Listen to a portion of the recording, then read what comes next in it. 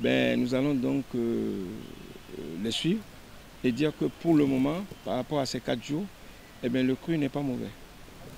Qu'est-ce qui a été votre grosse surprise? Quel joueur vous a vraiment surpris?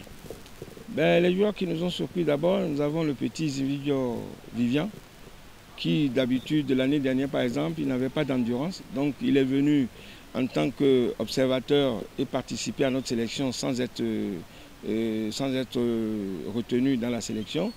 Mais aujourd'hui, on a vu pendant ces 4 jours, il a bien tenu. Et pour ne pas dire qu'il a été le meilleur tireur de la sélection. Quelle a été votre grosse déception? Ma déception, c'est que nous avons d'abord un jeune qui vient de Parakou, qui s'appelle Emmanuel Agoncan. Et nous avons également le jeune Fagbo Roland, qui pouvait donc faire partie des 4 meilleurs. Mais malheureusement, bon, c'est vrai que ces petits, ils ont un peu de lacunes, mais qui n'est pas une mauvaise chose puisqu'on a le temps également de travailler avec eux.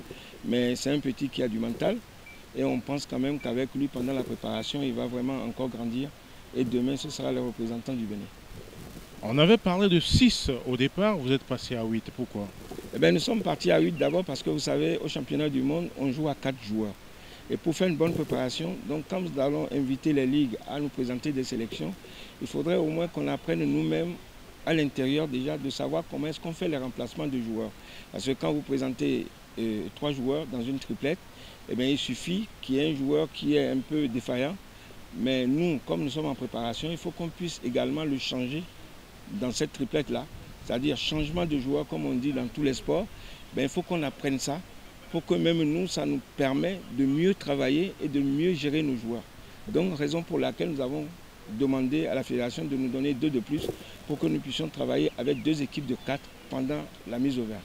On a constaté que lors de la délibération, vous avez carrément fait une démarcation. 4 joueurs qui sont déjà sûrs, à moins d'un cataclysme, de faire le déplacement sur la Suisse et 4 autres qui vont accompagner. Qu'est-ce qui vous a motivé à faire ce choix clair déjà après les 4 jours? Mais vous savez, parce que d'abord, c'est l'expérience de l'antécédent. Quand vous prenez 6 joueurs ou vous prenez 8 joueurs, vous dites, bon, ils sont tous pris.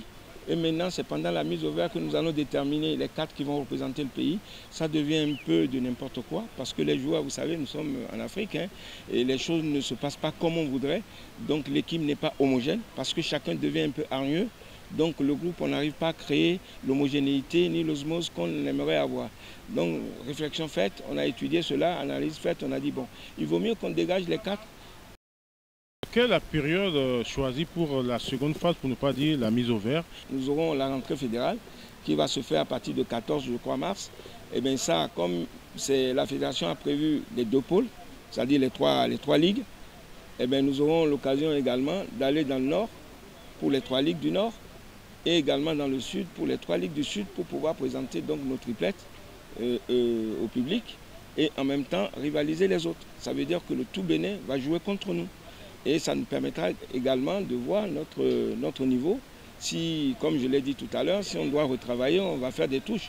Mais déjà, il faut dire qu'au mois de mars, on a déjà un calendrier assez bien. Mais maintenant, il y a le championnat qui va démarrer.